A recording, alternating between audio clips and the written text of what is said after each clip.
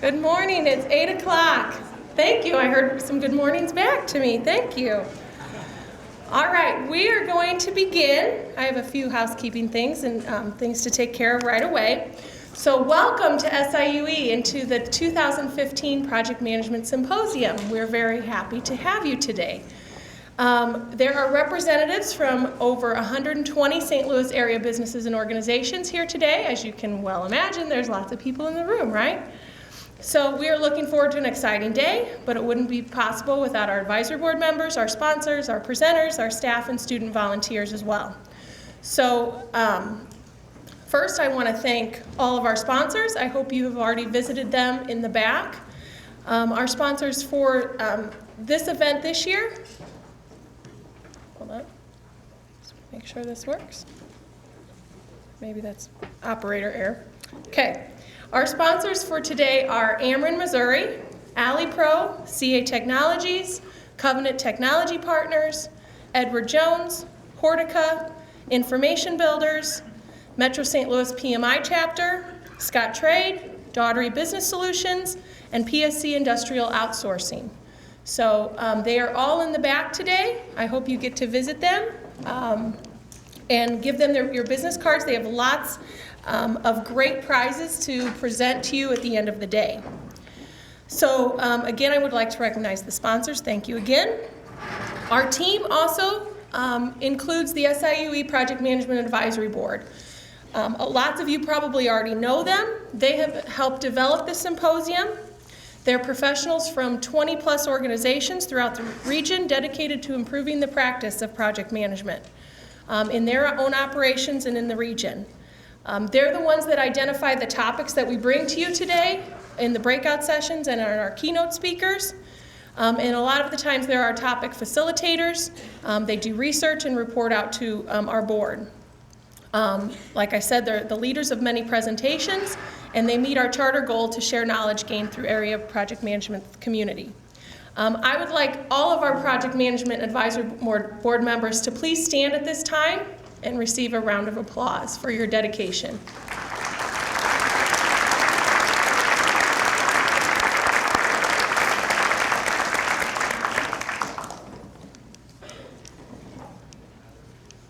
Okay. Also, I'd like to recognize our SIUE staff, Deanna Lauder, who sent all of you all the logistics information and handled your registrations, so she's in the back. Give her a round of applause.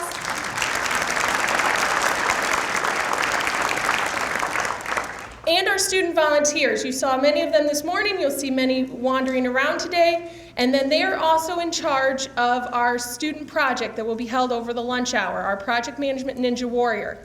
They are members of our CMIS 540 class, our project management class. They've created this lunch program as if they're the project managers. They've had teams, they've had status reports given to me. They have run everything. So we're excited to see our lunch entertainment. Now to some housekeeping. First, the women's restrooms are located out here. The men's restrooms are on that side of the building. They're the same upstairs when we go to our breakout sessions. All our breakout sessions are held upstairs. Parking, hopefully you've all found it. There's 2 lots that you were in. There's multiple exit routes when you leave today. You can go right or left out of campus. You will find your way to 270 or wherever you're going. The breaks, please visit the sponsor tables. This is your opportunity to put business cards in and be selected for the prizes. We will be selecting for the prizes at 3 p.m. So pretty much your last opportunity to get those business cards in for the actual prizes is over or after lunch. So please remember to do that today. There'll be a coffee station and snacks upstairs during the breakout sessions. And there's hopefully time for networking throughout all our breaks. Lunch, when you come back down here, you can come and enter through both areas and pick up a sack lunch as you come through. So, and for those of you in the back, there are some seats available up here as well. So, I am not clicking very good. Maybe I don't know where to point it. Okay. In your packets, on the left-hand side, you should have 3 pieces of paper. The most important, obviously, your certificate of attendance application form. That needs to be signed and filled out at the end of the day. and returned in the back, or in where you registered. Our list of programs for spring 2016, our training programs are listed there. And then a flyer on how you can pretty much get all your PDUs fulfilled with the new requirements coming out in a couple months through SIUE as well. In the right packet, you've got today's program schedule, you have our breakout session list, and you have session note pages, and then the maps to the meeting rooms upstairs. For those of you that are new to the symposium, each breakout session repeats twice. It's identical. So you have the opportunity really this morning to visit 2 out of 5 breakout sessions. And then again this afternoon, 2 out of the 5 afternoon sessions. They are the same. As some of you know, if one of the rooms overfills in the first session, go ahead, go to a different session, come back to that one at the second time. So we're trying to avoid the rooms getting overfilled, but you should be able to see that. Okay, oops, sorry. If you need Wi-Fi access, there's a little sticker on the right-hand side of your folder as well for an ID and password, and it's also on the screen. Then our sponsors, again, are giving away nice prizes. This is a list of their giveaways. And like I said, please go prior to 3 p.m. to do that. And if you need assistance today, there's SIUE staff lingering around that says SIUE staff, so you should be able to get oh, thank you. That's okay. All right. Yes, that one works. Okay, great. We're good. Gotta love technology, right? All right, after this opening speaker concludes, you will head upstairs to the breakout sessions. So that's kind of the flow. Just head through this door up the stairs, and all the rooms are located up there. All right, I am ready to introduce our first speaker. Today we have Maggie Hales, who is President and CEO of the City Arch River Foundation, a nonprofit organization created to oversee transformation of the Gateway Arch grounds and surrounding area in downtown St. Louis. In partnership with state and local governments and the National Park Service, City Arch River is weaving connections and transitions from the city and the arch grounds to the river with a rich visitor experience and a welcoming and accessible environment. Using a design created by world-renowned landscape architecture, they have created the City Arch River project. Before joining City Arch River, Hales was the Deputy Executive Director of East-West Gateway Council of Governments. We're happy to have Maggie with us today.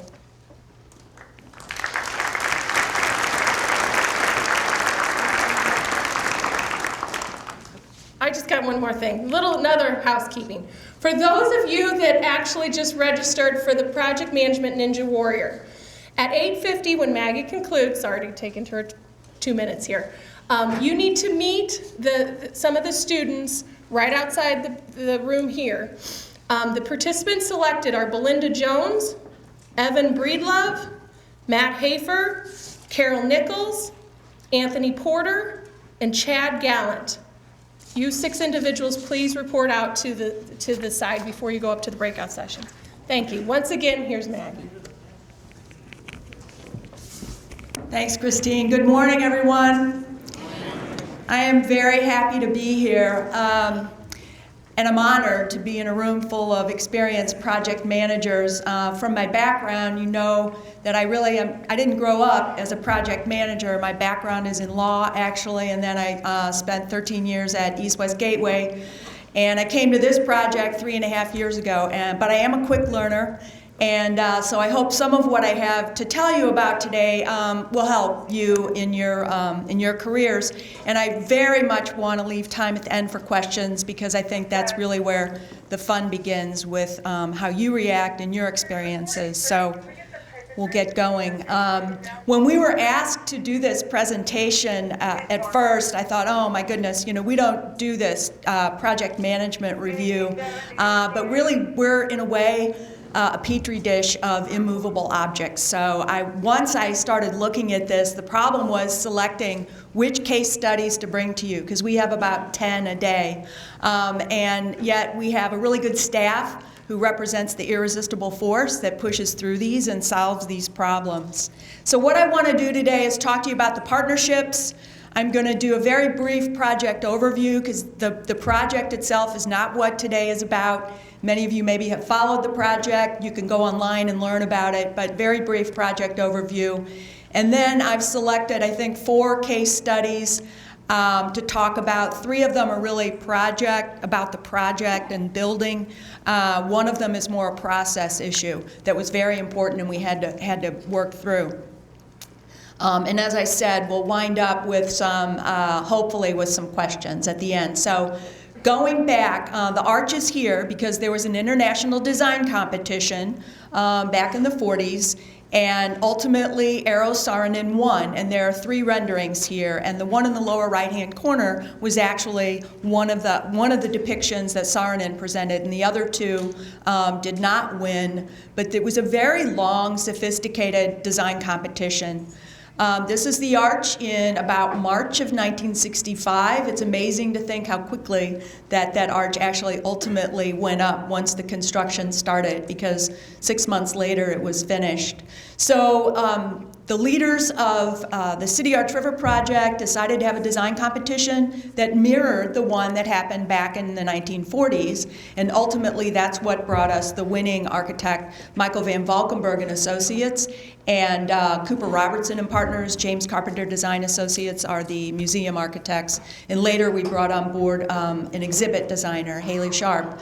But the lower right-hand corner is one of the depictions from the Van Valkenburg proposal, and that's significant because that's where the garage was located, and that was one of the reasons I think that this project won. Really, taking out that garage is permitting this park to be connected to the Laclede's Landing on the north. Connecting the city to the arch and the river is a key goal, and we do it on the west with the park over the highway, but connecting to Laclede's Landing, so important.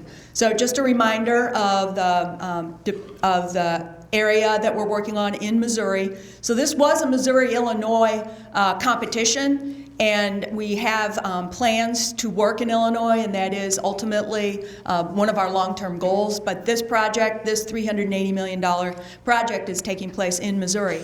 But it's not just National Park Service land, so it goes to 7th Street, Keener Plaza, to the riverfront, and on the riverfront it's from Choteau on the south, which is beyond the Park Service land, to Biddle on the north.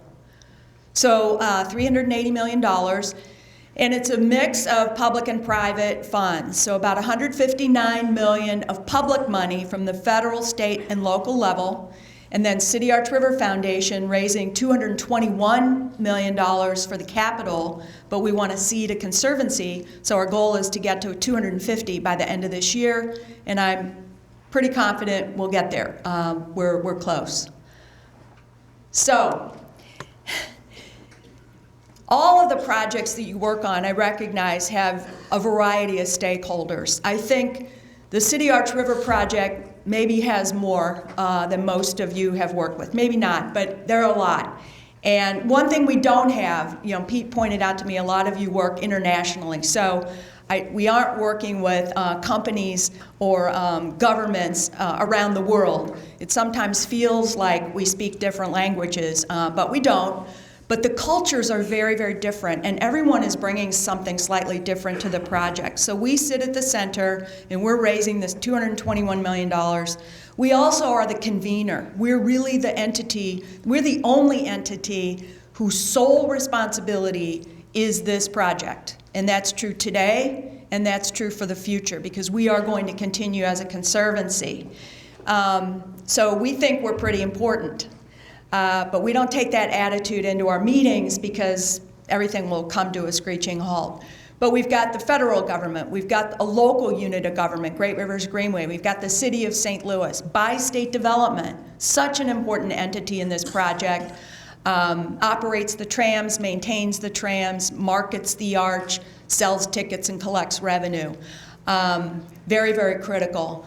MoDOT brought the transportation improvements and the $20 million Tiger grant that our organization put up $10 million match. So it's very interwoven. We're all married to one another. So imagine. Lots of other key partners, though, and stakeholders, maybe not ones that are putting capital into the project, But Jefferson National Parks Association is at all of our meetings. They operate the gift shops. They're affected by this. Their store is being redone. The city treasurer's office in St. Louis helped us solve some parking issues. Downtown STL, the wider public, very, very important stakeholders. There's been a lot of public engagement, a lot of listening around this project, and it goes on today. We're still meeting with horticulturalists over lots of issues.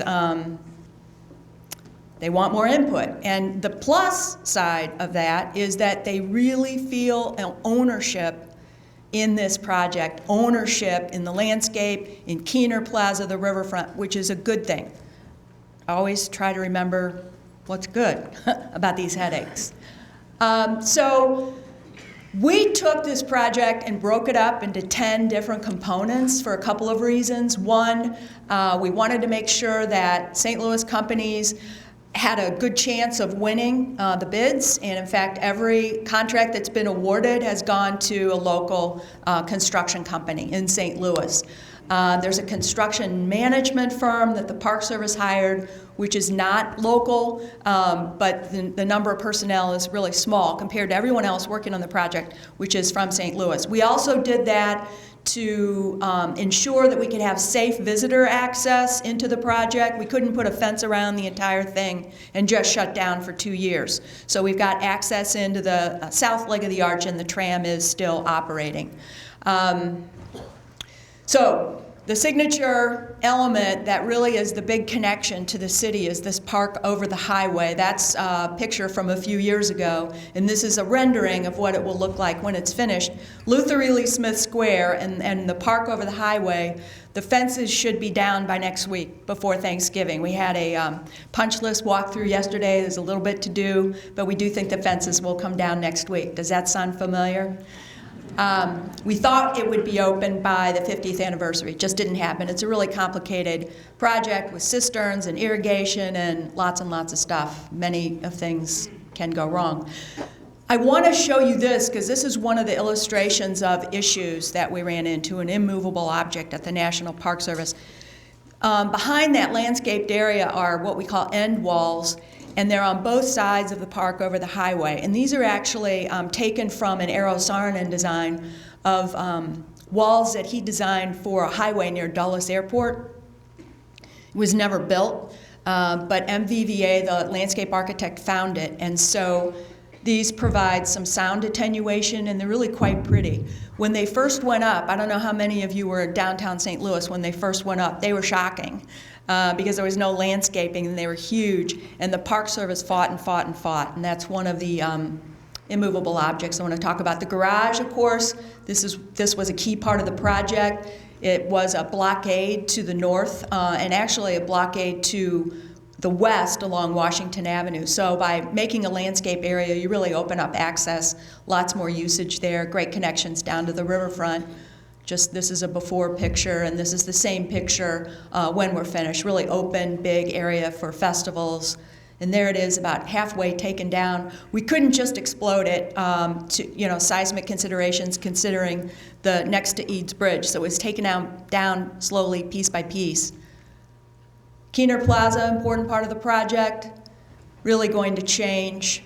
Runner stays, water stays, but it's going to be much more open, be able to accommodate lots more people. There's a quiet sort of garden room within Keener. And then the museum, quickly, I want to give you a few images of what's happening there. The only entrance to the museum is here along the west. The legs will become exits. So the only way to get in and go up to the top will be here. And this plaza is very, very close to what was Memorial Drive. Looking out from the lobby, so different from the lobby of the prior museum, which was all dark like in a cave. Coming down to the next level, because we're going down to an underground museum, remember, so there's a mezzanine, really big. There's a picture from September. And then the old museum, this is the box that the old museum was in. That's been scoured out, and we're building a new museum, new exhibits, very interactive, lots of media. 6-story area is going to be very, very different. Jefferson's vision is one. Manifest Destiny is another, and the stories are going to be told very differently, more the way kids are taught today. You know, Manifest Destiny has a number of sides to it. It's not just that the West was won, but the West was stolen from Native American point of view. So it's really much different kind of a museum, more like other museums around the world today. So Building the Arch Saarinen and Kylie, the landscape architect, have a whole section, 1/6 of the museum devoted to them. So the immovable objects, really, as I said, it was difficult figuring out which to show you. And I'm watching the clock here. I hope to get through these.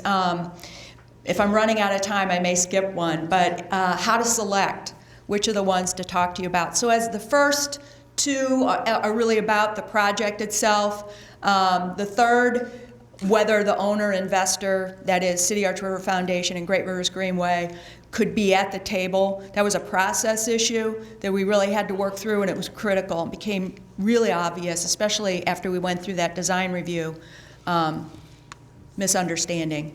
And then Keener Plaza, I just think is a fun one to talk about because the input there, it's out to bid, bids are due December 10th. We're still listening to public input on that, and we will continue to listen and see what might be able to be tweaked. So, you know, a lot of this is really not new to you. You've been doing this for a while.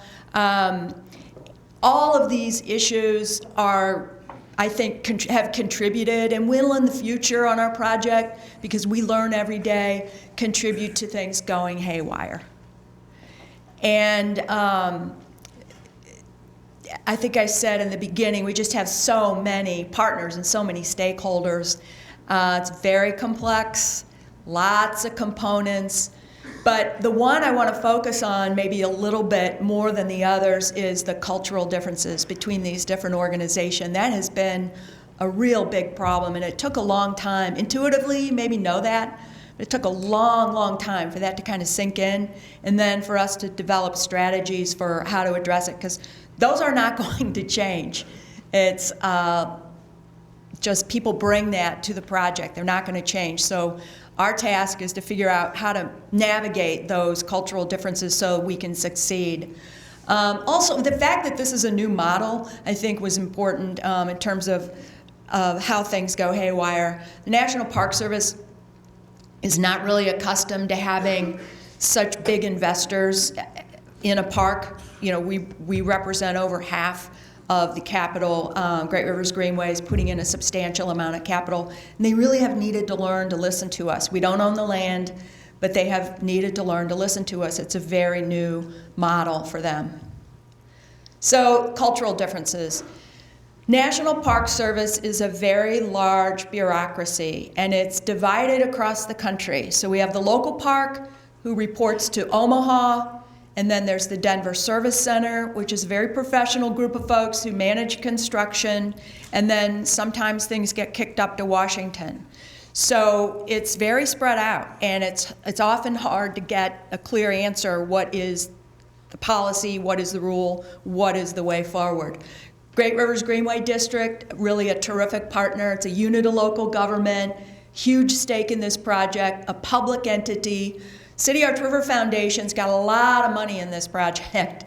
Every major corporation in the St. Louis area and many, many individuals and foundations are watching us very closely. They've invested more than they typically do in a project like this. So our culture is different from Great Rivers Greenways, which is different from the Park Service, and then bi-state development, different too. Bi-state and I talk a little bit about this later, but bi-state and Jefferson National Parks Association have had 50-year agreements with National Park Service. So they look at us and we're like, new. Who are you? What are you doing here? And that has created some tension and difficulty trying to educate them. We're not going away. We're not trying to usurp your authority, but we're here to stay and we need you to listen to us. So it's very, very complex, these cultural differences. And I'm glad to see some of the other breakout sessions talk about emotional intelligence. I love this, you know, ninja warriors. It's great, you know, we all need our inner warrior to get up and go to work and fight.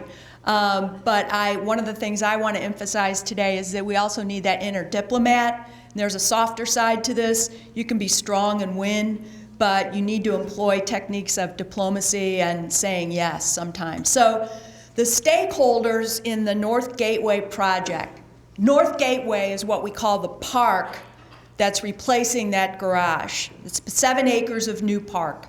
It was a core element of the design. We were going forward with it, regardless. The Park Service had written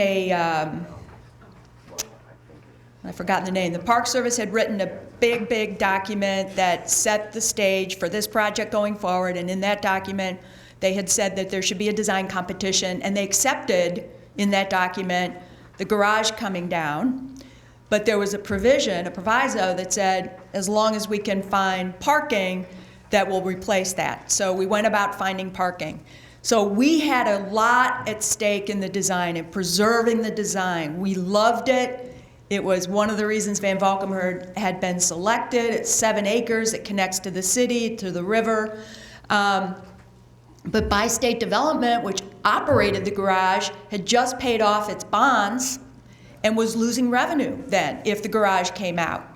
So that was a problem for them. And then the National Park Service, believe it or not, and this was not clear to me at the beginning. It became more clear later, and the city of St. Louis actually told me about this because they had made a move. SLDC, the Development Corporation, had moved to a great new location on Market, and the employee parking was a huge issue. And it took me a while. I'm dense. And eventually I figured out employee parking was one of the reasons the Park Service was fighting us so hard, and Jefferson National Parks Association had people who parked there, and Bi-State. So I get that. But that wasn't going to stand in the way of this project going forward, because there's a lot of parking in St. Louis. We needed to gently redirect people and send them to other available spaces. And then among the public, I know when I would go out and talk to people about this project, first hand would go up asking questions. It was about parking. Because in St. Louis, we all know people want to park right next to the front door. We haven't gotten used to walking.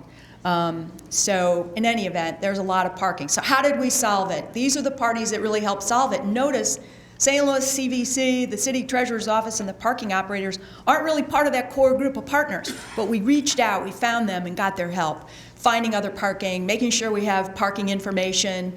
The parking operators are cleaning up. They're going to accept credit cards as well as cash. So we created a bigger alliance. We got a lot of data on the number of parking spaces. We directed people to where that parking was located, and we communicated and communicated and communicated. And as frustrating as it was, we just kept listening but moving forward. We were not going to change.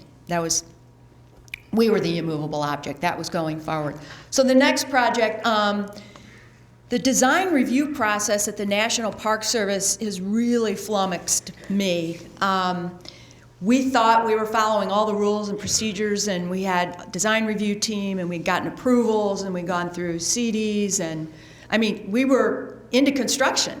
McCarthy was on board. We were moving, and all of a sudden, about a year ago, we got a memo where the Park Service was objecting to the choices of plants on the landscape. Plants were already purchased.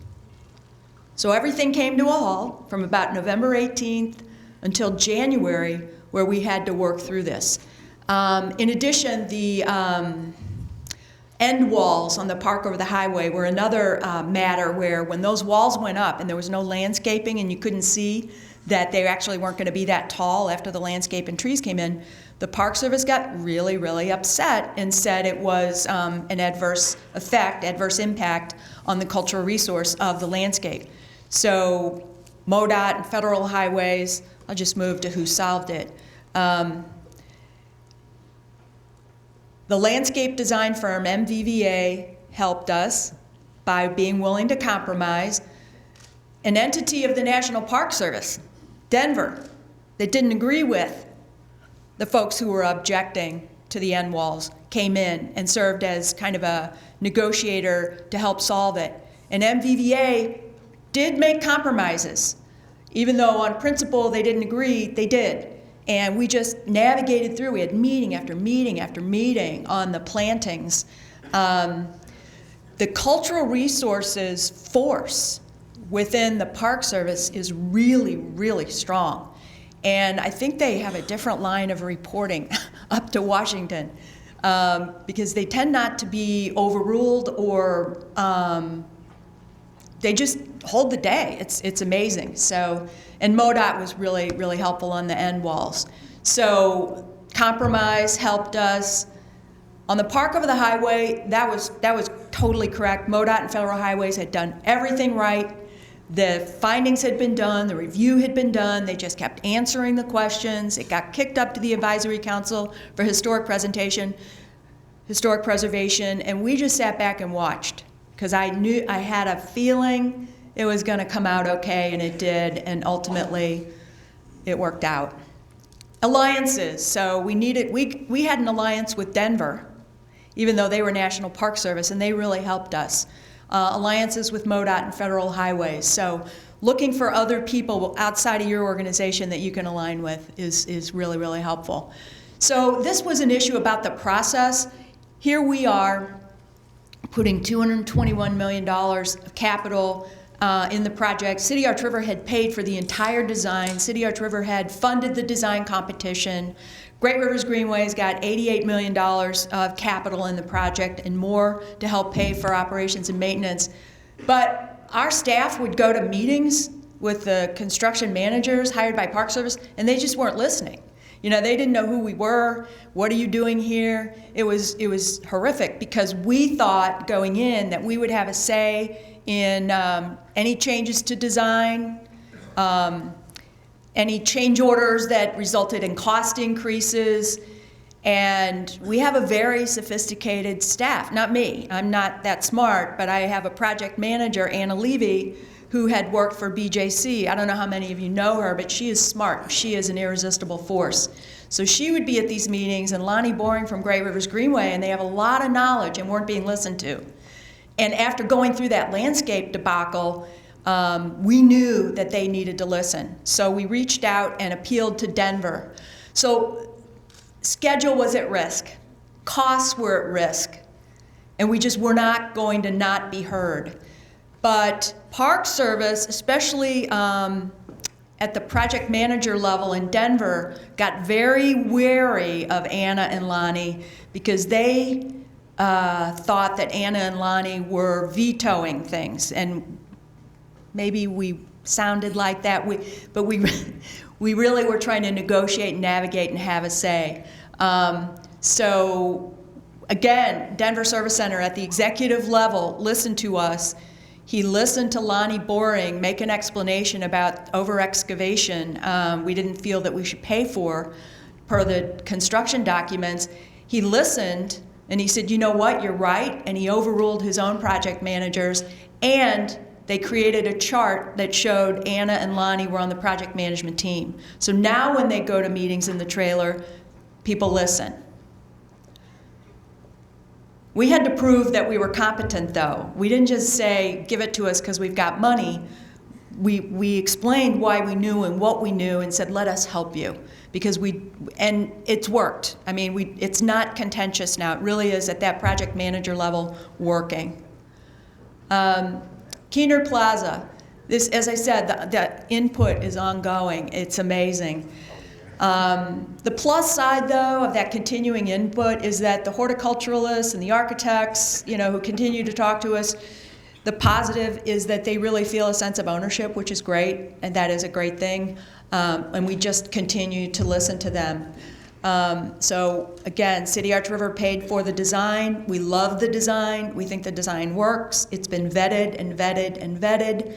We want to maintain costs. City of St. Louis had a bigger role here, and we've been partnering with them from the beginning, and that's worked, but it's not easy. We don't mow them down. We go talk to them. We use their processes. We use their reviews. The public, the architectural community, and the arborists and horticultural folks really feel a sense of ownership.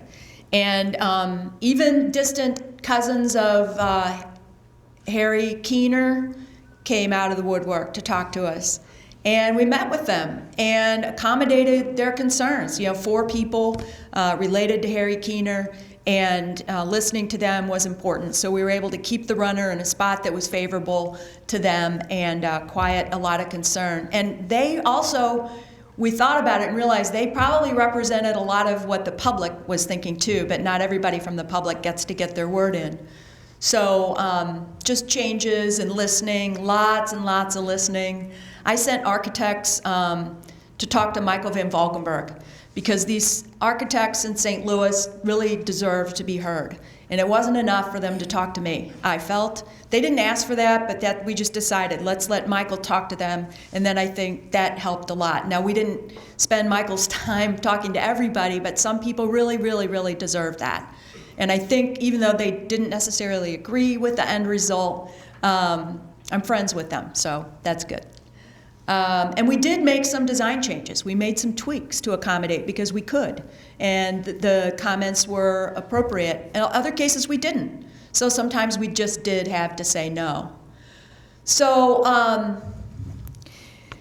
you know, I assume all of you, if you're here, you're earnest, you're hardworking, you're probably book smart, right? You know your field, project management. I think those of you who are really successful, though, and who will excel are the ones who have good interpersonal skills, are the ones who can bring out your inner diplomat at the same time your inner warrior might be there in the background waiting to fight.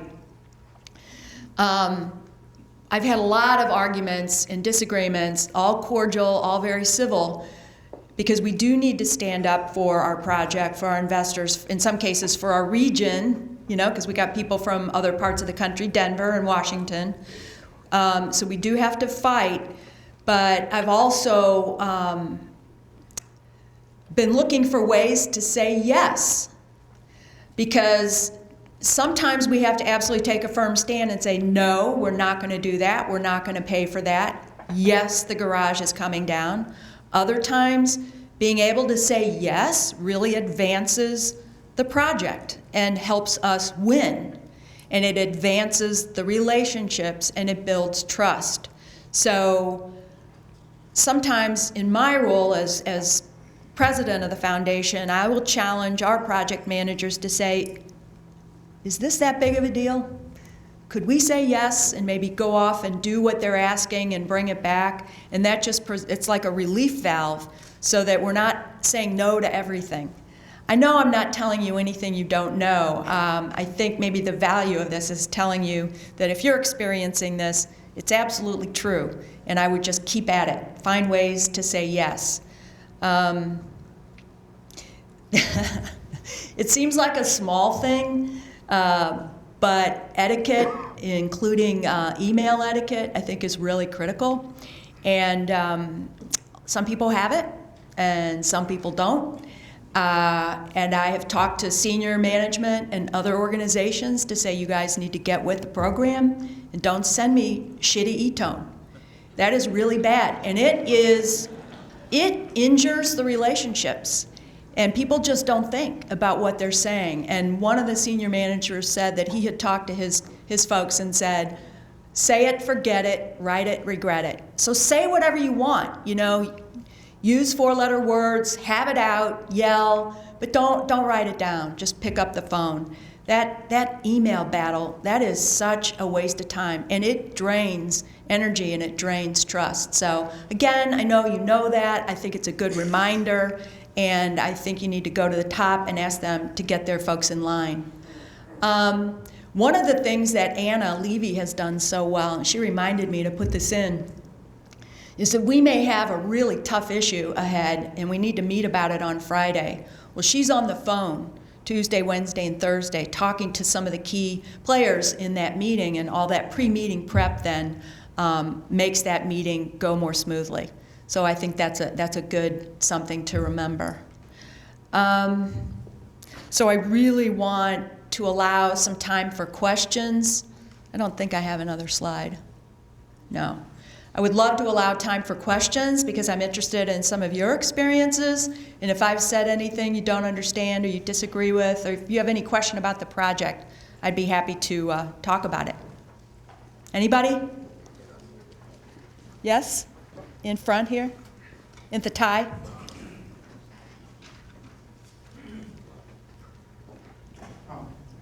The overall parking plan for the revised arch grounds, is still very unclear to me. I heard a lot in the media about removing the arch garage and a lot here this morning about it, but very little about where the replacement parking will be. Will it be one-to-one? Will it be expanded parking? Is it much further away because the arch garage was uniquely for visitors to the arch grounds? Sure. So are you at risk of generating dissatisfaction with people visiting the arch due to parking confusion? Also, do you have any knowledge of Fair St. Louis returning to the arch grounds after construction is complete? Sure. I'll answer the second question first. At City Arch River Foundation, we very much would love for Fair St. Louis to come back. It's not up to us. It'll be up to the city and the National Park Service. And I don't have a crystal ball, but I would guess it is coming back. But it's not an authoritative answer. We talked to Fair St. Louis during the design to make sure we added utilities and things that would make that work better. On the first question about parking, so the St. Louis City Treasurer's Office, which has authority over parking in St. Louis, and the Convention and Visitor Commission, which has a stake in good parking in the city of St. Louis, developed a memorandum of understanding among parking operators, and 17 parking facilities have signed on to that memorandum of understanding in which they agree to be part of a website at the CVC and a parking app that is to be developed so that visitors coming can easily find where there is to park. There were about 1,100 parking spaces in that garage, and there are thousands of parking spaces in 4 or 5 garages that go unused every day at places like Stadium East, Keener West, and there are a host of others that are not that obvious because their parking signs aren't that obvious and people don't know about them. Another part of that parking MOU is that people will accept and help pay for signs, great big parking signs to go on the outside of their garage so that people know that's a good place to park for the arch. In terms of the distance, the Stadium East and Keener East and West are the same distance to the new and only entrance that the north garage was to the north leg. Now it's hard to visualize that. I didn't bring it, but I've got a slide that shows the distance, and it is the same distance. So the parking, once people come and get used to using the website to find it, seeing those signs, the walk won't be any longer. And there is plenty of parking. Even on weekday ball game days, and there are about 6 every summer, there's still parking available because I work in those buildings. I go to the top floors, I look down, and there's a lot of parking. Maybe not when the Cubs are in town, but that's not that often, so. Another question? No questions. Okay. Okay. Hi. Hi. In these very large, very public projects, how do you contingency plan for the unknown? And are those numbers, cost, and schedule built into the project plan that's presented to the public? And most specifically and recently, the asbestos discovery in the museum, how long is that going to delay our current timeline? Sure. So the first question, yes, contingency was budgeted into the project. You know, going way back, we had cost estimates that allowed us to develop a campaign before we were very far along in actual design. So we had like schematic design, but we didn't have the full thing. But we did have a very capable firm that did cost estimates for us, and those have held true. I don't know whether it was luck or skill on their part, but those have held true. So we have 2 kinds of contingency, and I think this is interesting. We have contingency on the Park Service projects. We were required to deposit into U.S. Treasury. Every project Park Service does, they need the money before they will go out to bid. So 10% contingency was deposited in the U.S. Treasury, and Park Service is holding it because they hold those contracts. We also are carrying on our books other contingency.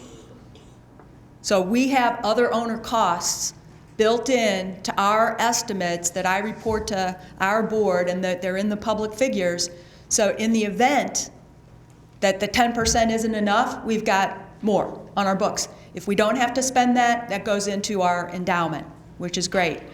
As far as the asbestos situation, remediation should start this weekend or Monday, and we don't yet know what effect, if any, that will have on the schedule. The museum is not scheduled to finish until June of 2017. So if it takes 30 days to do remediation, we believe we can make that up, and it really won't affect it. We were worried about the museum store inside because that's scheduled to open in March. So I was really worried about the asbestos situation affecting that. But that is the first remediation that will occur, and it's going to be done lickety-split and walled off so that construction can keep going. I'm not saying today there's no effect. I'm saying we don't yet know, and we're watching this. Everybody cares about it. Yes. Yes. With all those stakeholders involved, did you have a level-setting meeting at the beginning to kind of walk through who were the ultimate decision makers, who's providing input, and how that whole process would work? We did. Once, it was really about 3 weeks after I came on board in May of 2012, the National Park Service selected their project manager, so he came to town and brought his henchmen. That's the bad word. That's a bad word. They're not henchmen. His lieutenants, his team. But we had the city of St. Louis in the room. We had other stakeholders. We had some board members, Bob Cannon from BJC, who's on our Design and Construction Oversight Board, and we had that kind of meeting. And the architects, the landscape architects participated in that as well. So we did do that, and that helped.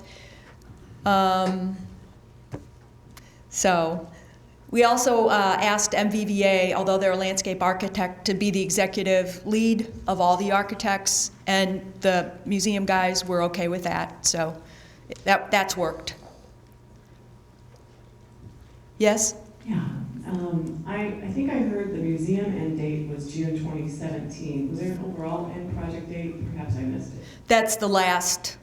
Although, I should amend that. The old courthouse, we've done temporary. The first floor has been redone. There's the accessible ramps are going in on the outside, but there's a phase 2 of the old courthouse that will occur after the museum is done. That's the second floor, and exhibits, more exhibits.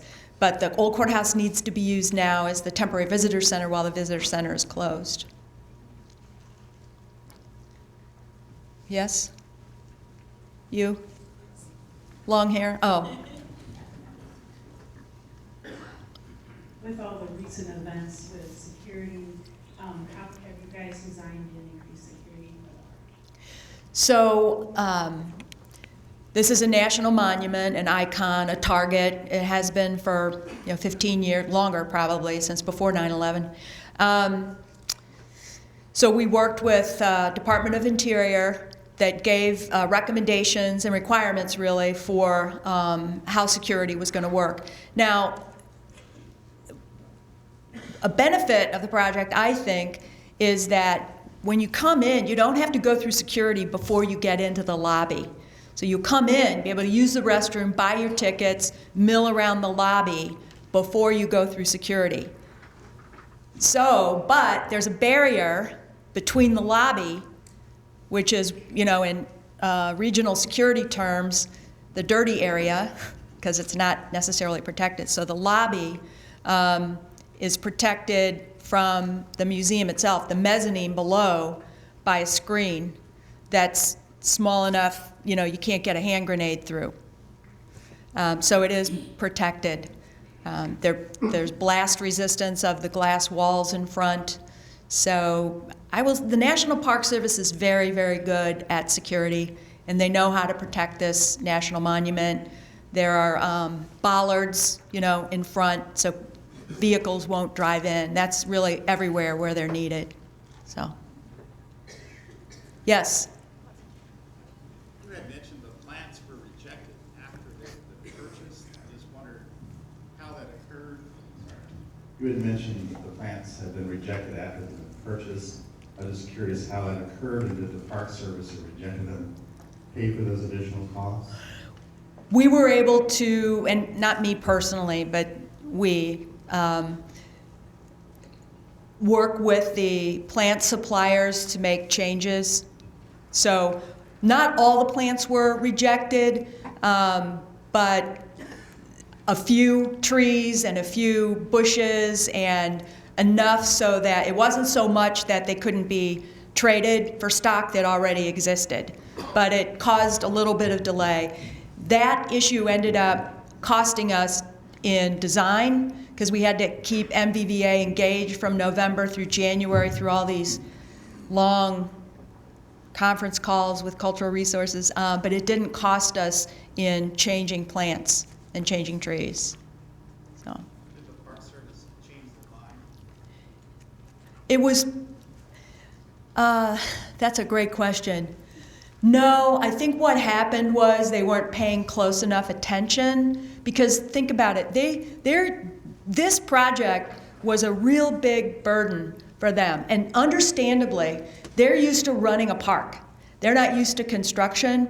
So some of the key cultural resources people who later wrote that memo that I told you I got on November 18th had been paying attention to the exhibit design in the museum and providing terrific, amazing, wonderful input. I mean, they are really, really good at that, but they kind of woke up to the landscape much later and said, no, I don't like it, it won't work, and I'm gonna get so-and-so involved from the state of Washington, and I'm gonna call Washington, D.C., and so all of a sudden, they were crawling all over us. So they didn't change their mind, it hadn't sunk in. And then it sank in, and everything came to a screeching halt. It was unbelievable. I could not believe it was happening. Yes, thank you. Thanks so much. Welcome to the Symposium. On behalf of Professor Clay Williams and CMIS 540, we welcome you to Project Management Ninja Warrior. We have two hosts today. We have Doug Ascoli. He's been doing project management for 38 years, and he likes the left-hand guitar. His partner in crime today will be Dave Mayo. Dave's been doing projects IT for 34 years, and he's hoping to pick up a little bit of knowledge for Scope Creep for his honey-do list from his wife. Good luck with that. Without further ado, here are our hosts.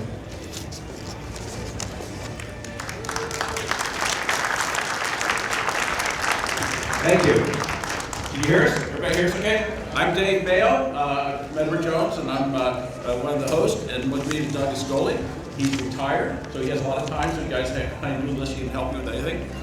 Getting ready for the day, we decided to dress alike and go with the same hairstyle, so I hope you can tell us apart. I retired so I could be a proper ninja today, so. All right, well, good afternoon or good morning. We're almost at the 12 o'clock mark here. And let me go through our rules and how this is all going to work. Contestants will be participating in a series of project management related obstacles and games. Each activity is specifically designed to highlight many of the struggles that project managers can encounter. By successfully completing all of the games, contestants can become a project management ninja warrior. The first event is designed to simulate the difficulty of juggling scope, time, and resources. Participants will judge 3 items for 30 seconds. And the colors here, we got a red for scope, a yellow for cost, and a blue for time. That's right, Doug. Contestants will then move on to the earned value analysis event, where they will have the opportunity to answer 6 questions as quickly as they can. Once contestants are able to complete the second event, they will move on to the PMBOK carry. Each team will rely on assistance from the audience, that's you guys out there, to move copies of the PMBOK from the front of the room to the front of the room from the back of the room. All books will begin on a cart in the back of the room. The participants will hand copies of the back tables to begin passing forward. Contestants are not allowed to move the cart to assist with distribution. The audience can pass the books in any way except reverse. Back tables may not possess more than 1 PMBOK at a time, And judges will consider, incidentally, Dave and I are the judges today. Judges will consider Our decisions are final. That's right, that's right. And our rules are kept to ourselves. Our criteria are too, so. So who knows how we're going to judge all this. Judges will consider the games complete when all the pin boxes have moved forward to the front of the room. The final event of this year's Project Management Ninja Warrior is the Scope Puzzle. This game has been designed to highlight the importance of effectively handling all elements of project scope. Teams will be required to work together to determine which pieces will make all the gears spin together. Okay. At this time, we ask that the first contestants approach the area for the event. Good luck to our brave contestants. And incidentally, our first contestants are, the team name is Team 1, and the names here are Belinda Jones, and she's with Country Financial, and participant number 2 is Evan Breedlove. He's from C5T. Okay, Team 1, get better, ready to be Ninja Warriors. Do something. I do something? Oh, I think we're supposed to juggle. All right. We're going to juggle. You're going to juggle them. Yes. You got to keep them all 3 in the air at the same time. Basically, you got to juggle all 3, just Right. going to toss them up. Someone get Go. pictures of We this. go ready? Okay, go. Okay, keep going, keep going. You got it dropped. Good job. You got it dropped. Okay, scope. Somebody just added it to your This scope. one's still up there. Your boss said we just pulled the key resource. You got to keep it going. Keep it going. Yes, good. Oh, users are just telling you, oh, that's what I thought, not what I wrote down. Oh, keep it going, keep it going. Oh my gosh. Hey, I'm not part of the puzzle. Come on, keep it going. Time is up. Time is up. Okay, we have to do it. Okay, good job. Give them a big hand. Okay, team number 2 is called the Pim Box. No, they're team 1. That's, well, team number 2 is about to come up though, No, right? no, they go to the second game. Okay, second game. They go to second thing, right? That's what we were told. Oh, aren't you in charge? Oh, okay, go ahead. We're gonna go to the second one. They're gonna do questions. Okay. First question is up on the board. Earned value analysis is techniques that allow managers to take corrective action before a Y'all can help. Say, There you go. You have, okay. How many say it's true? There True? we go. True. all right. The answer is true. The answer Okay, is next true. question, hurry, keep going. They gotta read it, this earned value is 500, your planned value is 300. Are you happy or sad? We're happy. Are you happy you're on stage? We're happy. You're happy? Okay, All right. they're happy. They're happy, yes. Go to the third question. divided Earned value. by actual cost. Earned value divided by actual cost, true or false? No. Uh-oh. False is what you're saying, and the answer is false. Question 4. That's a negative. Your schedule variance is negative 500,000. Negative Are you 500. happy or sad? Are we happy or sad? What do you think, Sad. folks? The audience, help them. You're sad. All right. All right. A scheduled performance index of 0.76 means that you're all over budget. True or false? Happy or sad? False, there we go. False. Are you happy you're out of questions? Oh, no, you're not. Don't No. Cost performance index is calculated using earned value and actual cost. True or false? Happy or sad? Happy or sad? Okay. All right. Okay, true. All right. Okay. All right. Okay, good job, good job. Hey, thanks for your participation. Oh, now you gotta go follow that man. All right. He's gonna point you in the right direction. They're gonna make the way back to do the book carry. Okay, now I get to announce group 2. All right. Team number 2 is the Pim Bockers. We're not doing team number 2. We're not doing team number No, team. 2. Okay. Next game. Next game.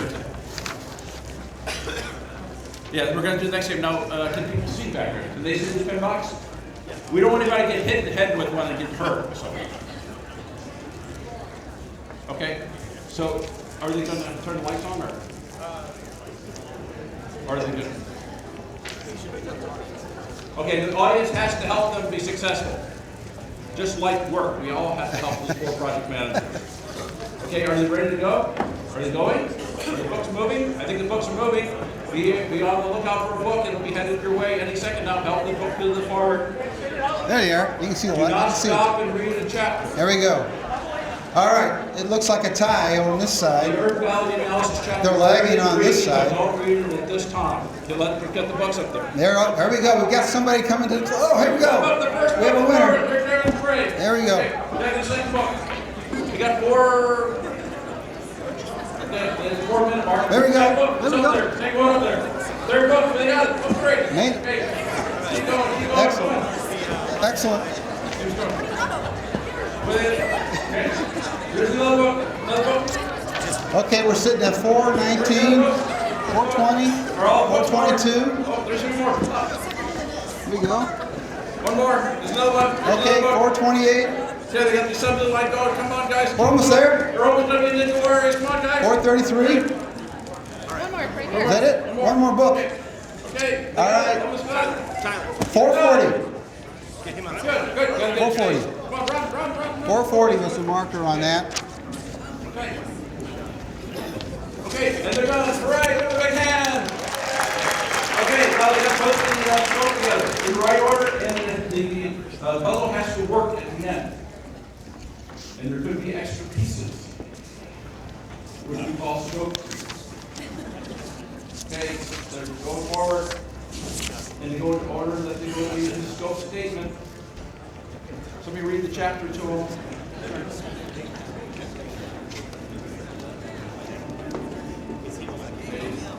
That was justification, the first thing in the scope statement, documentation, mission, documentation plan, and they have assumption. They're assuming that that's where that part goes.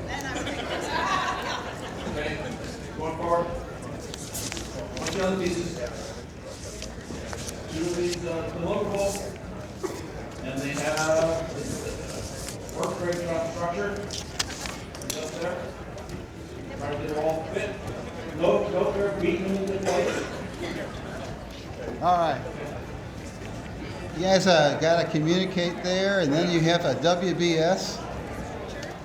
You may have more previous pieces than you're needed. Hint. Come on, guys. Cheer them on, everybody. Cheer them on. Put the pressure on them. There you go. Come on, guys. Is that correct there? Is that correct? Is that correct? Now you have to ask yourself, is all those parts part of this scope statement? So that's why you would have extra pieces. Yes, okay. I don't see it. I don't see the answers there. No, I don't see the answers to that.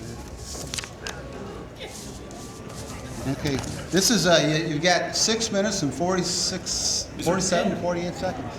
Is there an end? I think we need to call an end here. All right. How long do we give it? How much? Till 9:30, okay. 9:30 tonight, they got it till 9:30 tonight. Okay, oh, they got 3 working, hey, give a big hand to that 3 working. Encourage them, okay. Oh. Okay, you guys, you can help here if you want. We got a mission statement, that makes sense. Then you justify the mission statement. Scope statement. And then we have some assumptions we're going to make. And then the other choices here, where do you do the work breakdown at? 7 minutes, 30 seconds, 1.5 minutes left. Okay. Okay. Keep going, pressure's on. Oh, did they tell you guys that the people who do not finish have to clean the room? I forgot to tell you guys. Keep going. Yeah. You got 7:53. Right. It's getting there. Should be very. You still got another minute before you're going to be embarrassed. If you saw what people are doing behind your back, you'd be very embarrassed. Okay, you know, communication plan, they got that? Okay. Oh, they got 3. All right. Okay. Getting closer. It's 8:22. Documentation's 10 seconds. Okay. All right, we're going to have to call it. Sorry, folks. Okay. All right, we couldn't quite make it. Oh, okay. Thank you, though. Thank you. Good job. Thank you. Good job. Good job. Thank you. Okay. All right. Okay. All Okay, right. we're gonna have Team 2 come up now. All right, now I can finally announce Team 2. I've been so anxious. I like this team. This team, the name is Pinbockers. I said that the third time I've said that, but Matt Hafer from Ameren is our participant, number one. Big hand. And then we've got Carol Nichols from Equifax. Okay, and your job is to juggle those. Okay. And you're gonna juggle them and juggle them and juggle them. No, so There you go. Well, All right, that's okay. Get started. now, if one of those are a little Get wet, started one of the on last contestants had a cold, so don't worry about it. They're not supposed to fall. You're supposed to juggle them. Scope like right now. Your boss just came in and pulled your key resource and gave you a brand new kid. And said, don't worry, but we'll keep you on the same schedule. Keep going. Oh, you're good job. Oh, you're on. Keep it going. Come on. Keep it going. Keep it going. Keep it in there. Keep it in there. Good job. Give him a big hand. Keep encouraging him. Keep going. Yeah. All right, another drop there. Scope. Good job. Okay, now we're going to go on 30 to seconds. the questions. The earned value question. First question. And Earned value there are question. cards on your table that are the same cards as the green and red here. If you'd like to help, jump in. By voting. You can just raise that card. Earned value is the estimated value of the work actually accomplished. True or false? True. The answer is true. Okay. Second question. Your earned value is 500. Your actual costs are 800. Are you happy or sad? Are you happy to be on stage? You're happy, sad? Oh, you're happy. Okay, good. False. Is that correct? False. Good. Third question.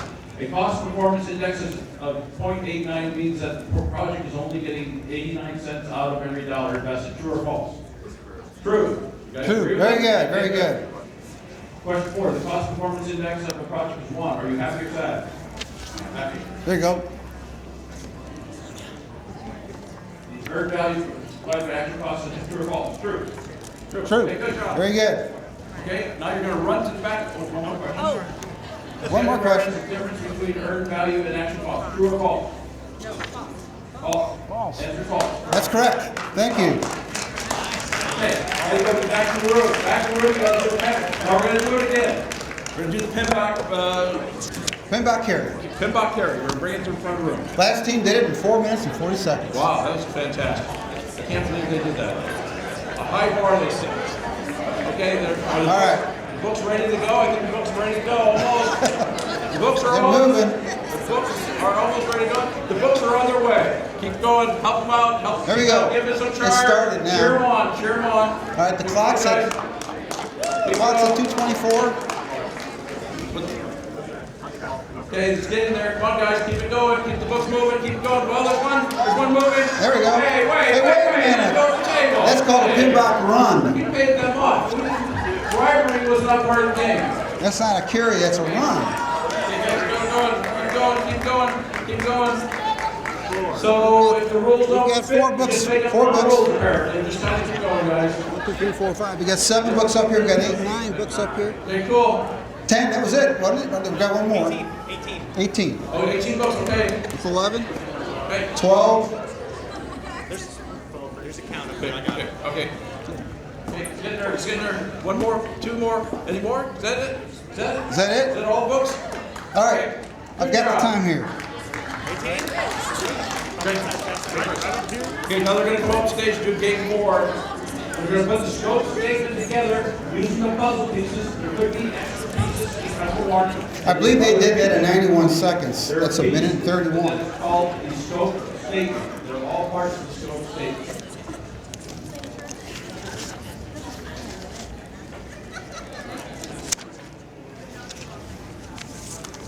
Now, the last team was not able to finish, so what they are have to do is they have to clean the room.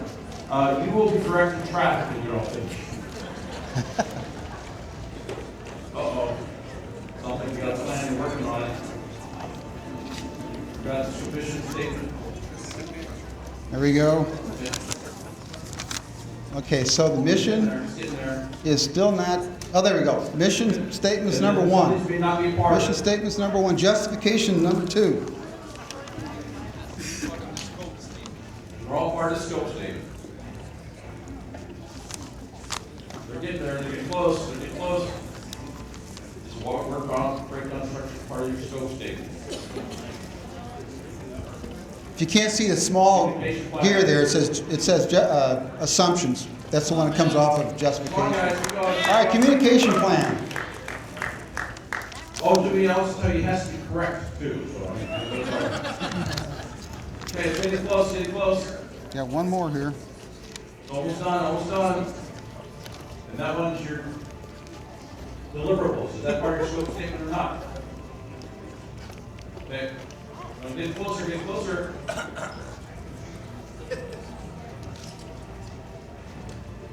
We got deliverables coming off the comp plan. It's getting close, guys. This is sort of like the Sesame Street game where things do not go wrong. Getting closer. Maybe sing the song would be helpful. Okay. All right. Getting close, getting close, getting close.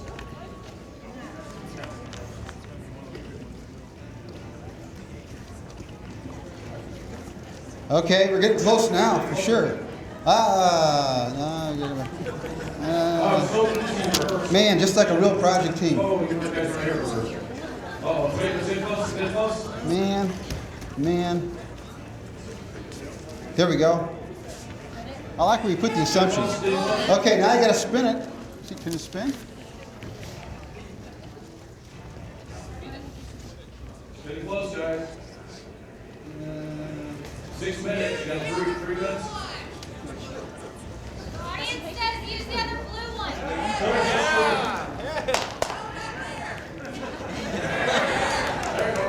Okay, guys, There we go.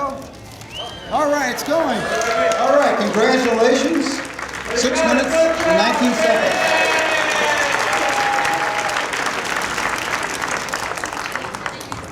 Good job. Done team Ready? 3. All right. Let's talk about team 3 once I see the sheet where it's at. Here we go. Team number 3 is called Kamikaze. Kamikaze. Okay, we have Anthony Porter from USDA, Anthony Porter. And also we've got Chad Gallant from Scottrade. Scottrade. Ready to juggle. Juggle your scope. Good job. Oh my gosh. Oh, wow. Uh-oh. You have the different project, different deliverables. Oh, there it is right there. Hey, you're not supposed to help that. Oh, there you go. Wow, good job. Man, oh man. Oh, that's good. Wow, good That's job. good. Good job. Really Good good. job. Give him a hand of encouragement. All right, time is up. Time is up. Thank you. Excellent. You guys did excellent. Now we're on to questions. Your cost variance is $500,000. Are you happy or sad?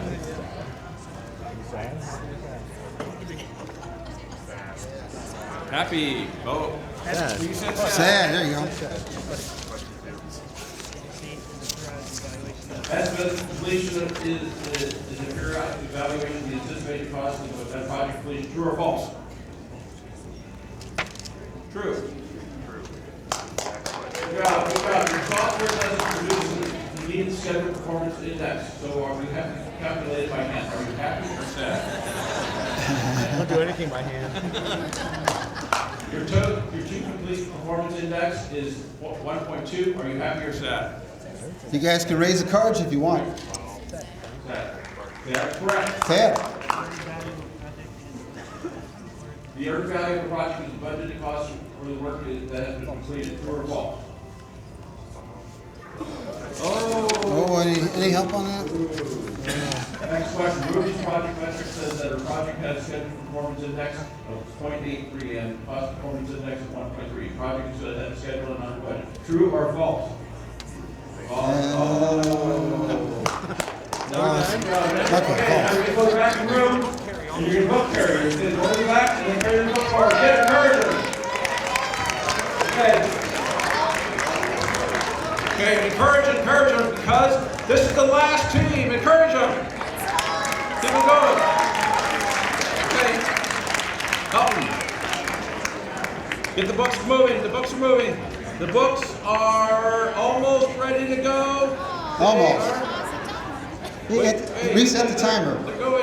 Can we reset the timer? Hey, they stopped to chat about the books. Okay, now they're moving. The books are on their way, so help the books get forward. They're moving. There's all the tables. They're going forward. They're running. They got almost all of them. Oh, they're throwing books. Look out, they're throwing books. Okay. Watch Pivot and put your eye out. Keep it going. Okay, the first book's All right, we got- ready. First book's almost We're halfway up here. That's a run. I think that's a cheat over there, but you know, a little bit of a cheat, but that's, you know, that's 4 books. Run the books, 4 scissors. Pin by carry, table to table, table Table to to table. table. Okay, let's go there. Come on, keep on going. 7, 8, 9, 10. Okay, Almost there. okay, keep going, keep going, keep going. Okay, To the next okay, table. okay. Oh no, another run coming up here. Okay. Okay, okay. Is that it? Is that all the books? All books present, all right. All righty, thank you. Okay, got it over here to this couple. Silk statement for me. Now remember that couple, these are the pieces that are in the silk statement. Some of these parts are not the wall. Communication plan. Documentation plan. Wrong spot. No WBS. No WBS. Be careful who you listen to. Later. Be careful who you listen to. Okay, think about this, guys. What do you do first? Wait a minute. Wait a minute. Wait a minute. Communication plan, wrong place. Yeah, yeah. Be careful who you listen to. What's the first thing you do when you have a project? The very first thing, folks. Mission. Mission. You got to first understand what you're going to do here, right? I'm a judge.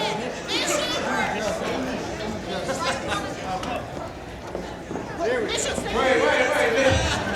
If we were trying to get it over with. Come on, guys, keep going. We get to invent our own rules. Justification plan.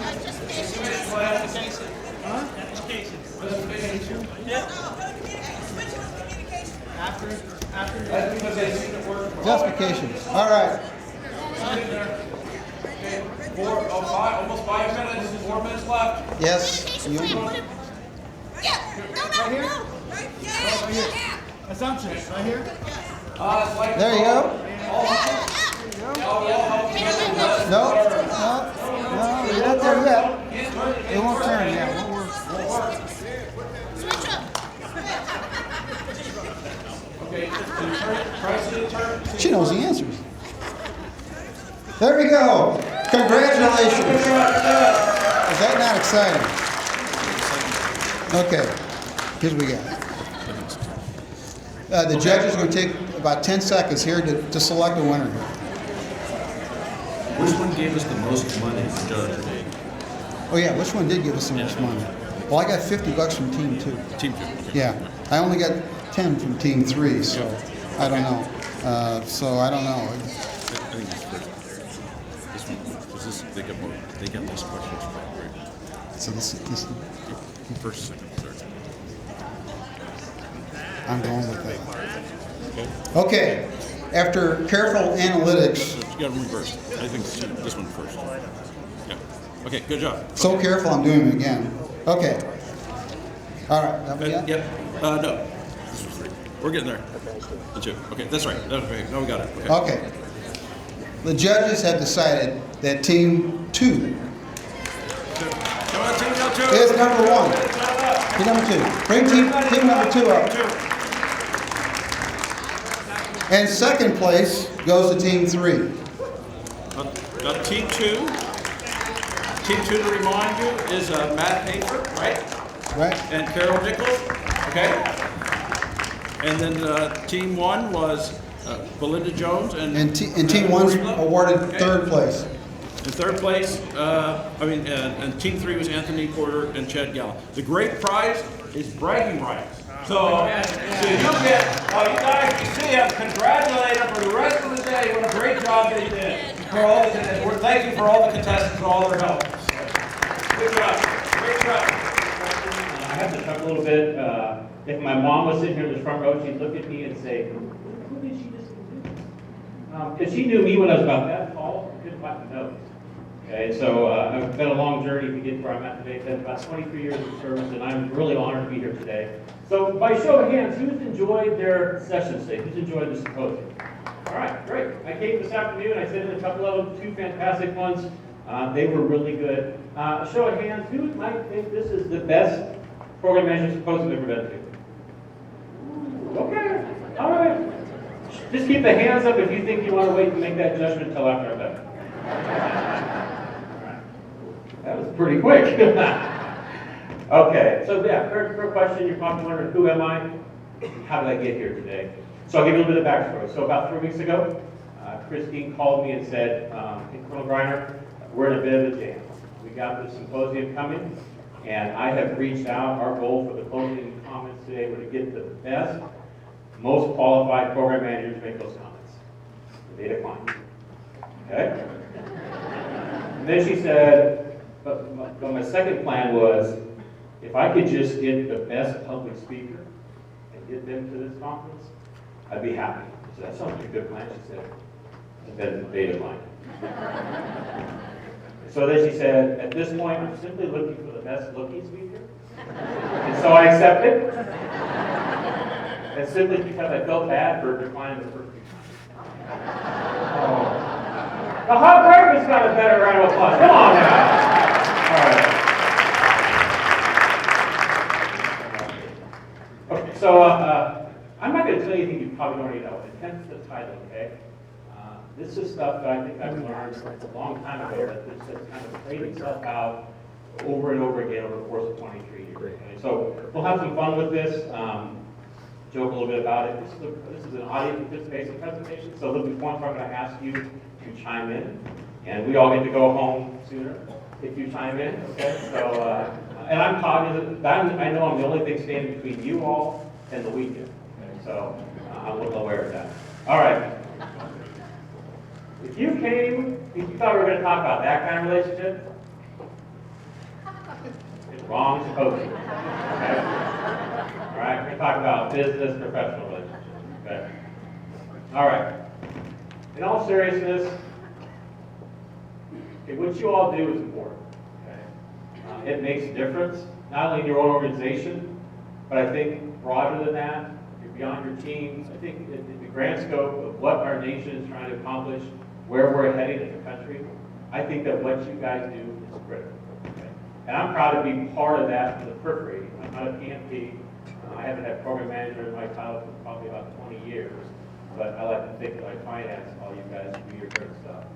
But you'll see a lot of things up here. I've highlighted just a few. I mean, I thought today I missed education, I missed healthcare, I missed IT on this slide. I mean, I could have filled this slide with 400 pictures, and I would probably just begin to scratch the surface of what you all do.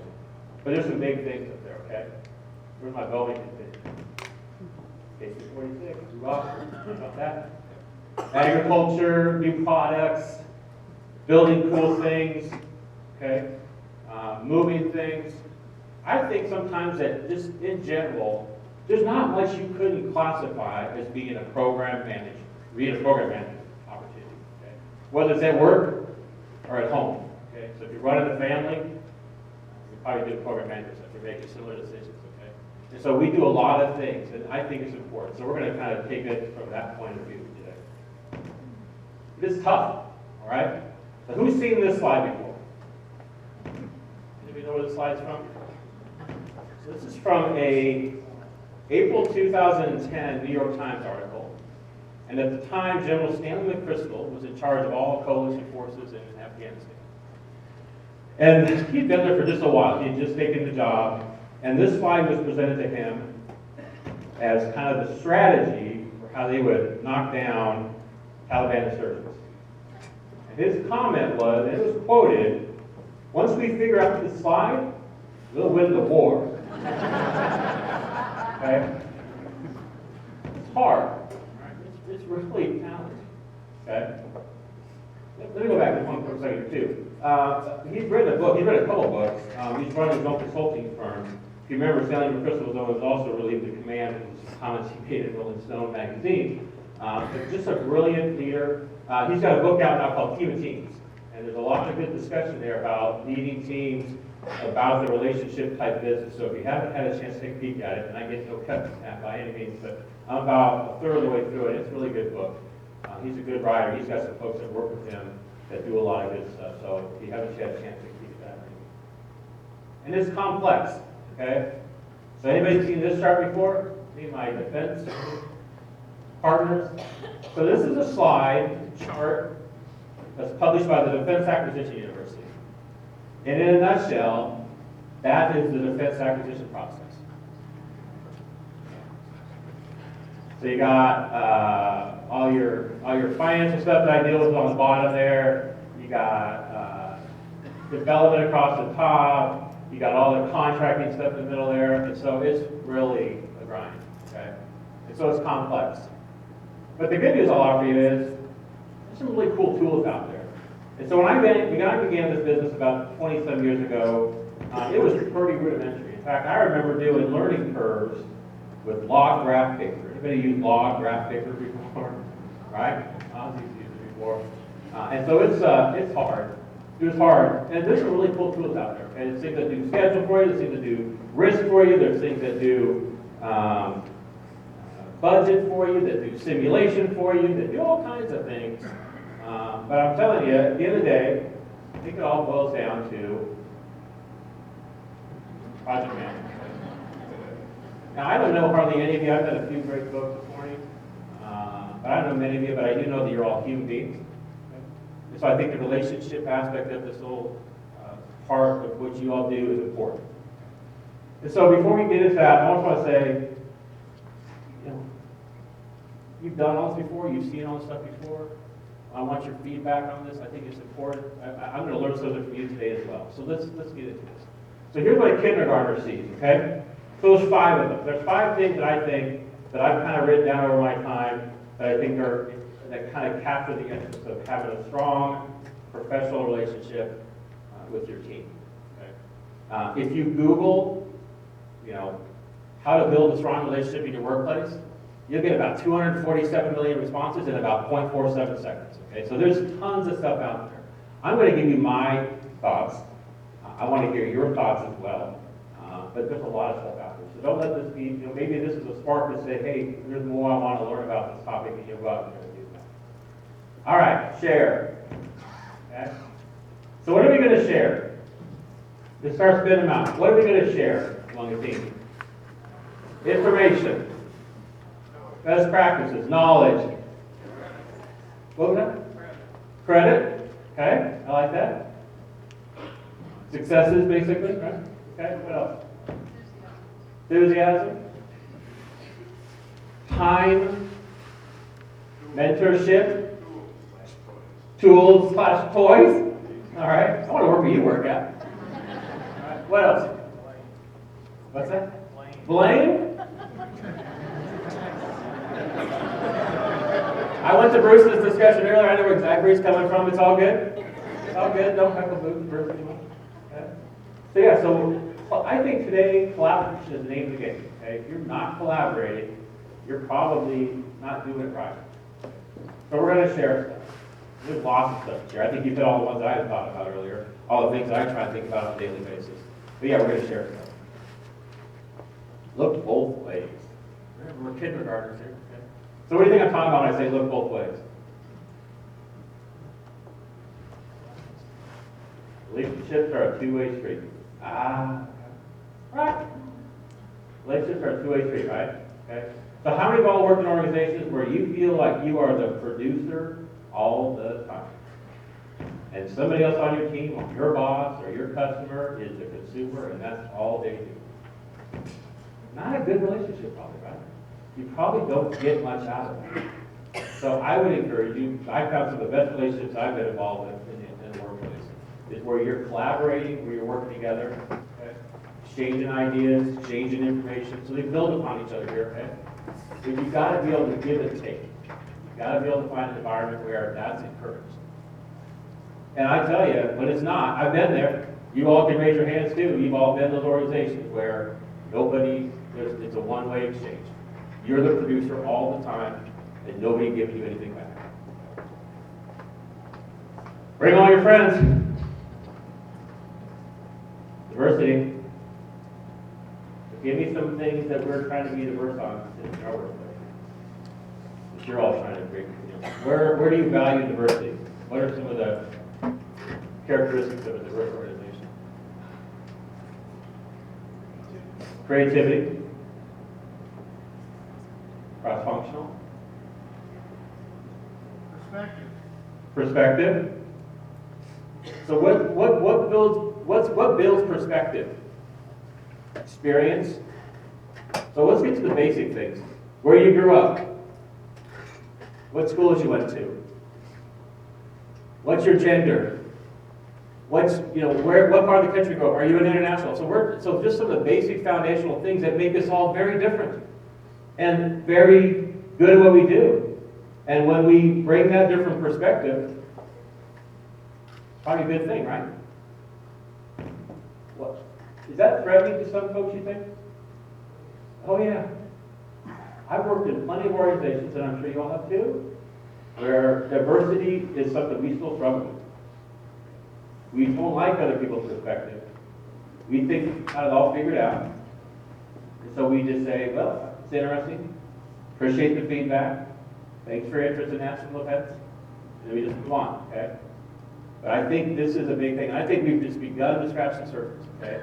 So I think we're still learning what it means to be diverse. You got the typical things I kind of rattled off. What's your background, where you grew up, what's your gender, how old are you? Did you come from a two-parent home? You got kids at home? All that kind of stuff. That's some of the basic stuff. I think there's a lot more intricacy in that. And as we start to tease that out a little bit, I think we'll really start to get our hands around what diversity means. Listen first. So when I was a little boy, I remember my grandmother telling me on multiple occasions, God gave you 2 ears and 1 mouth for a reason. All right? Anybody ever heard that? Anybody heard that before? Right? Okay. So I suffer from anxious listening and distracted listening. Okay, I'm a self-admitter here. These are all things that I've struggled with. I'm learning every day on these things. But listening is probably one of the biggest challenges I have. So in my eyes, distracted learning is, I'm not paying attention when you're talking to me. Right? So I'll give you a perfect example of when this happened in my career. About 11, 12 years ago, I was a brand new squadron commander at Laughlin Air Force Base in Texas. So I was the comptroller there. I had about 40 folks that worked for me. Had been in the job about 2 months. And I won't give you the last name, but Ruth came up to me one day and says, Major Garner, we really enjoy having the office. You're a breath of fresh air. We like how you're interacting with folks. We think you're taking the office into the right direction. Just lots of good things. And boy, I started feeling pretty good about myself. And then she brought the foot down and she said, but you don't listen to me. Oh, okay. So I said, Ruth, what do you mean I don't, help me out here. What do you mean I don't listen to you? And she said, when I'm talking to you, you're looking right past me. You're checking your watch. You've got something else on your mind. Okay. She's right. And if my wife were here today, she'd tell you the same thing. I didn't listen to people because I was in a hurry. I had to get things done. We had project timelines to get finished. We had a budget to meet. We had to get people paid on base. We had to pay contractors. There was lots of other stuff to do. I was a very important person. I was the squadron commander. She was right. And that changed my life. Now, I'm not perfect. I still have tendencies. I'm like you. I want to grab that phone about 45 times a day and look at it. When I sit in my office, I purposely set my computer up so that it's behind me.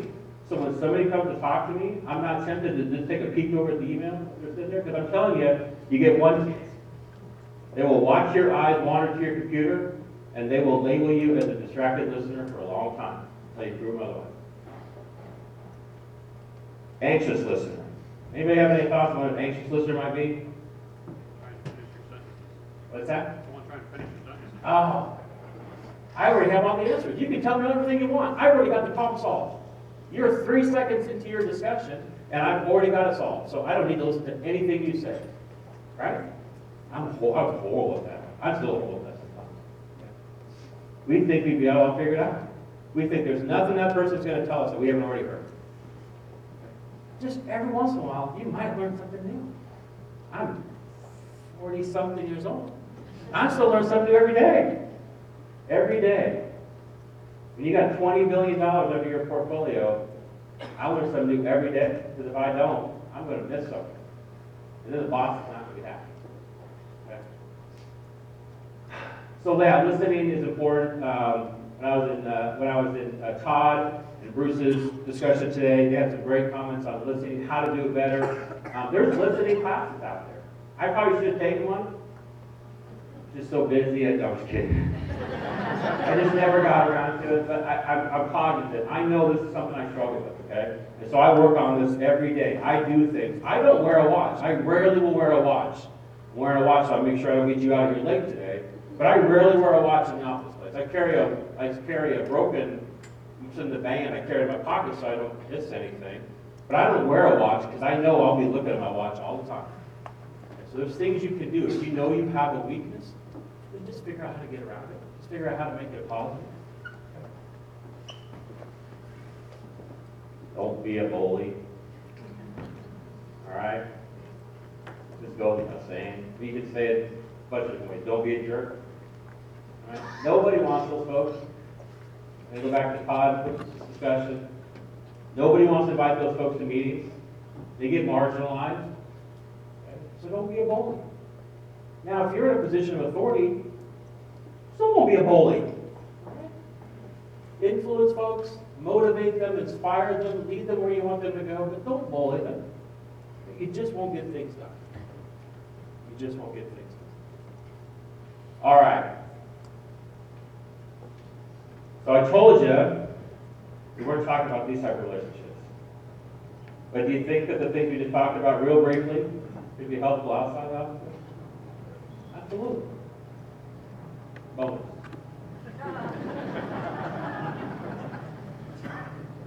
You got twice what you paid for. Which was that question, sir. Folks, again, I wasn't going to teach anything new, but I want you to think about things a little different way. Okay? You can go out there, there's lots of good material out there, there's lots of things, and you're probably all doing a great job. You wouldn't be here today if you didn't care about developing the team. And when I looked at the agenda for today, about half the topics were technical in nature, and about half of them were leadership in nature. And I sat in one of each, and they crossed over each other. It's just part of what we do. I got one more video to show you. We'll wrap things up. I'll answer any questions. I'll stay as long as you want, and otherwise I'll let you get started over the weekend. The video is titled Air Power and Rewind. And our Chief of Staff, General Mark Welch, asked this video to be built, and his concept was, when he sat down with his action officers, he said, I want to try and visualize what it takes to put a bomb on target.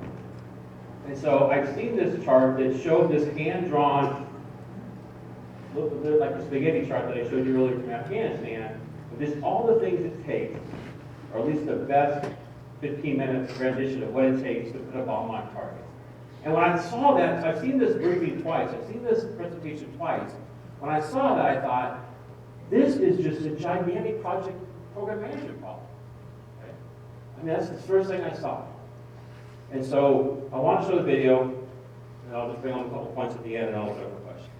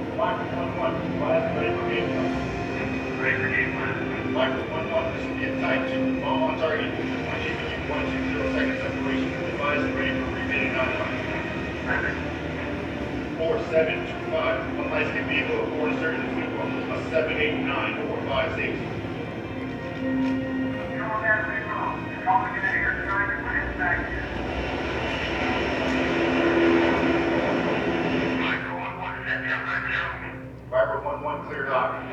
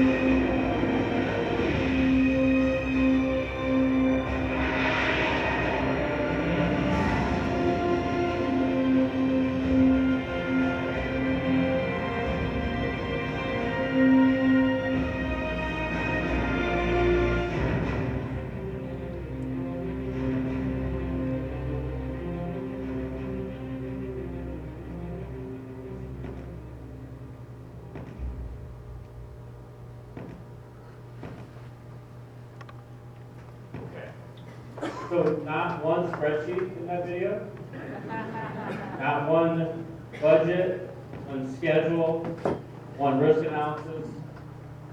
All people. So my guess would be in your organization, people make a difference. People use those tools to get things done, but it's people, it's you all as program managers are going to make a difference. So if I leave it with anything, I just encourage you to make a difference. What you do is important. I think it's really important. When I look at all the things that program managers are working on today, they're critical for our not just our defense, but for our economic systems, for our healthcare systems, our education processes. They're really, really important. And I'm proud of all you guys, and I hope you're all proud of what you're doing every single day. Thank you all. Appreciate the time today. Have a great weekend, and have a very happy and safe Thanksgiving.